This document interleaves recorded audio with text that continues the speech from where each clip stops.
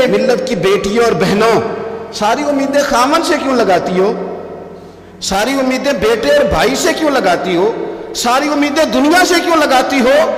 اس طرح کرو، اپنی ساری امیدیں اپنے رب کے ساتھ وابستہ کرو، رب کی رضا پہ، رب کے فیصلوں پہ راضی رہنا سیکھو۔ اگر تم یہاں ٹھہر گئی نا تو تمہارے پھر آنسو بہیں گے ضرور پر اللہ کی بارگاہ میں، پھر تمہاری دعائیں کے لیے ہاتھ اٹھیں گے ضرور پر اس کا کرم طلب کر، پھر کمزور باتیں نہیں کرو۔ جس طرح ایمان عورتوں کا مضبوط تھا، اسی طرح ہماری جو اسلاف میں خواتین گزری ہیں صحابیات، ان کا نا تبلیغ کا جذبہ بھی بڑا مضبوط تھا، بڑا مضبوط تبلیغ کا جذبہ۔ حضرت ام شریک رضی اللہ تعالی عنہا قبیلہ بنو عامر سے تعلق رکھتی تھی، پر مکے میں آئی ہوئی تھی، گھر گھر جا کے رسول اللہ کا دین بتاتی۔ ان دنوں میں نہیں جن دنوں میں پھول پھینکے جاتے ہیں تبلیغ کرنے والوں پر، جن دنوں میں نعرے لگتے ہیں ان دنوں میں نہیں، ان دنوں میں جب چھپ چھپ کے لوگ دین کی بات کرتے تھے۔ حضرت زید بن ارقم رضی اللہ تعالیٰ عنہ کے گھر میں لوگ بیٹھ کے دین سیکھتے تھے۔ یہ خاتون، مجھے آج کہہ لینے دیں یار، مجھے کہہ لینے دیں، ووٹوں کی ضرورت ہو تو عورتیں گھر گھر چلی جاتی ہیں، ایک سیٹ کی ضرورت ہو تو بیویوں کو گھر گھر بھیج لیا جاتا ہے۔ یہ دیکھو، یہ ایمان ہے رسول اللہ صلی اللہ علیہ وسلم پر صحابیات کا، یہ کمال ہے کہ گھر گھر وہ بھی گئی ہیں، پر ووٹ کے لیے نہیں، رسول اللہ کے دین کے لیے، رسول اللہ کے دین کے لیے گھر گھر حضرت ام شریک جاتی، جا کے نا، اور وہ طریقہ تھا نا، عورتوں کو قائل کرتی، بڑے کٹھن حالات تھے اسلام پر، اعلانیہ کوئی بات نہیں کر سکتا تھا۔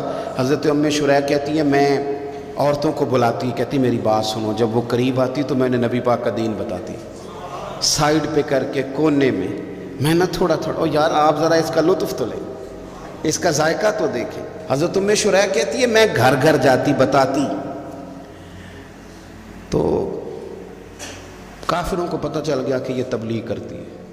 انہوں نے مجھے بلایا، کہنے لگے تیرے برادری اور قبیلے کا مسئلہ نہ ہوتا تو ہم تجھے قتل کر دیتے، اب ہم تجھے واپس بھیجتے ہیں۔ چند مردوں کو میرے ساتھ کیا، مجھے گھوڑے اور اونٹ کی ننگی پشت پر باندھ لیا۔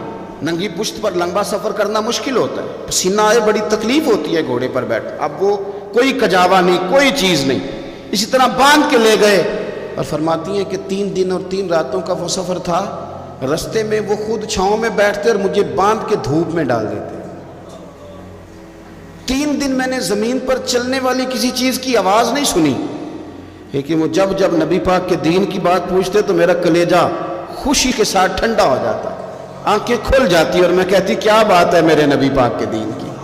اس کیفیت میں بھی وہ تبلیغ کی لذت اپنی جگہ موجود۔ حضرت ام شریک رضی اللہ تعالیٰ عنہ فرماتی ہیں کہ جگہ انہوں نے مجھے لٹا دیا باندھ کر، پیاس بڑی شدید تھی، پانی پینے کو دیتے نہیں تھے، روٹی کھانے کو، یہ ایک عورت کی بات کر رہا ہوں، یہ خاتون کی بات کر رہا ہوں۔ آج کل تو ہمارے بچے شام کو سالن ٹھیک نہ پکا ہو تو موبائل توڑ دیتے ہیں، یہ قوم نہیں میدانوں میں جا سکتی، جہاد نہیں کر سکتی۔ خاتون کہتی ہے کہ شدید پیاس تھی اور مجھے باندھ کے لٹایا ہوا تھا، مجھے جب تکلیف بڑھ گئی تو اچانک میں نے دیکھا پانی کا ایک ڈول برآمد ہوا ہے، میں نے اسے تھوڑا سا پی لیا، پر طلب ابھی باقی تھی، وہ پھر آ گیا برتن، میں نے پھر پیا، طلب ابھی باقی تھی، پھر برتن آ گیا۔ امام ابو نعیم نے اس کو لکھا ہے حلیۃ الاولیاء میں، فرماتے ہیں تیسری دفعہ وہ پھر بھرا ہوا ڈول پورے کا پورا آ گیا، اب میں نے پیا بھی، اپنے کپڑوں پہ بھی چھڑکا۔ جب وہ سارے بیدار ہوئے تو مجھے آگے کہنے لگے کہ تو نے ہمارا پانی استعمال کیا ہے۔ فرماتی ہے پھر انہوں نے اپنے برتن دیکھے، مشکیزیں دیکھے تو بھرے ہوئے تھے، میرے قریب آ کے کہنے لگے یہ پانی کہاں سے آیا؟ تو میں نے کہا تم ابھی میرا عقیدہ نہیں سمجھے، یہ میرے رب نے مجھے دیا ہے، میرے رب نے مجھے دیا۔ فرماتی ہے مجھے باندھ کے لے جا رہے تھے، پر جب میری بات سنی نا تو بول کے کہنے لگے ہمیں سمجھ آ گئی ہے، تیرا دین ہمارے دین سے بہتر ہے، تیرا عقیدہ ہمارے عقیدے سے بہتر ہے۔ اور ایک روایت میں یوں بھی ہے کہ وہ باندھ کے لے جا رہے تھے، پر یہ کمال دیکھا تو کلمہ پڑھ کے مدینے والے کے غلام بن گئے۔ صحابیات نے نا بڑا جم کے دین کا کام کیا، عقیدہ، پھر تبلیغ، پھر میدانی جہاد۔ عورتیں جہاد میں جایا کرتی تھیں، وہ زخمیوں کو پانی پلاتی تھی، مرہم پٹی کرتی تھی، پہلے اپنے جسم کے ساتھ بڑی بڑی پٹیاں لپیٹ کے لے جاتی، جہاں کسی زخمی کو ضرورت ہوتی وہ پٹیاں کرتی، اور اعصابی طور پر مضبوط رہ کے میدان کے اندر جہاد وہ بندہ کرتا ہے جو یقین کامل کی دولت جسے نصیب ہو، جسے پتہ ہو کہ یہ میں مروں گا تو میرا مرنا رائے گا نہیں، اللہ مجھے شہادت کا درجہ عطا فرمائے گا۔ لیکن اگر یہیں سے بندہ اپنے آپ کو مطمئن نہ کر سکے تو میدان میں جائے گا؟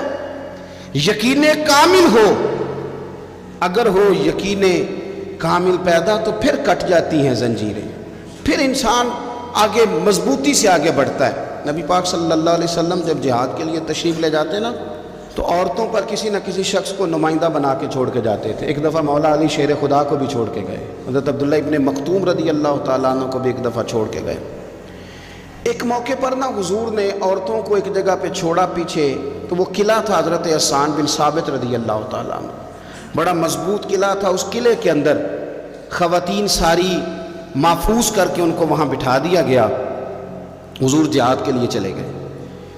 اب وہاں قلعے میں عورتوں کو اس لیے رکھا گیا تھا کہ یہاں یہودی بھی ہیں، تو ایسا نہ ہو کہ ہم باہر لڑیں تو وہ اندر سے کوئی شرارت کر دیں، لہٰذا عورتیں محفوظ رہیں۔ حضرت حسان بن ثابت رضی اللہ تعالیٰ عنہ کی ڈیوٹی تھی تلوار لے کے حفاظت کرنے کی، تو ایک یہودی آ گیا، وہ اب ٹو کرنے لگا، تجسس کرنے لگا کہ یہاں عورتیں ہیں تو کوئی مرد بھی ہے کہ نہیں، دائیں بائیں دیکھنے لگا۔ حضرت صفیہ رضی اللہ تعالیٰ عنہ نے توجہ کی، جناب حسان بن ثابت سے کہنے لے 1 منٹ لگا اس کی گردن مار دے، ایسا نہ ہو کہ یہ جا کے بتا دے، گردن اڑا دے۔ حضرت حسان بن ثابت ذرا تھوڑی کوشش کرنے لگے، ارادہ کرنے لگے، آگے بڑھنے لگے، تو ابھی وہ تیاری میں ہی تھے تو حضرت صفیہ رضی اللہ تعالیٰ عنہ خود نکلی پیچھے سے ہو کے، ذرا سا ایک ستون کے پیچھے چھپی، ہاتھ میں بڑا سا ڈنڈا پکڑا، وہ آپ کے قریب سے گزرنے لگا۔ تو یہ خاتون کی بات کر رہا ہوں، خاتون کی، کسی مرد کی ضرورت ہے عورت کو تنگ کر جائے؟ شرط یہ ہے کہ عورت کے اندر بھی تو غیرت ایمانی ہو، اس کے اندر بھی تو وہ قوت ہو نا، ایسا نہ ہو کہ وہ کمزور پڑ جائے۔ ہاتھ کے اندر ڈنڈا تھا، جب وہ یہودی پاس سے گزرنے لگا تو اللہ اکبر کہہ کہ بی بی نے اتنے زور سے مارا ڈنڈا، حضور کی پپھوں نے ایک ہی ڈنڈا کھایا اور وہ زمین پہ ڈھیر ہو گیا۔ حضرت صفیہ نکلی اور جناب حسان بن ثابت سے کہنے لگی مجھے آتی ہے شرم، کیونکہ جب کسی کو مار دیا جائے تو اس کا مال مال غنیمت ہے نا کافر کا، اب اس کی زرہ اتارنی ہے، اس کی تلوار لینی ہے۔ فرمایا مجھے شرم آتی ہے، وہ مرد ہے، اس طرح کرو مار میں نے دیا، سامان تم اتار کے لے آؤ۔ یہ قوت تھی مسلمان عورتوں کے اندر، یہ شوق تھا، یہ جذبہ تھا۔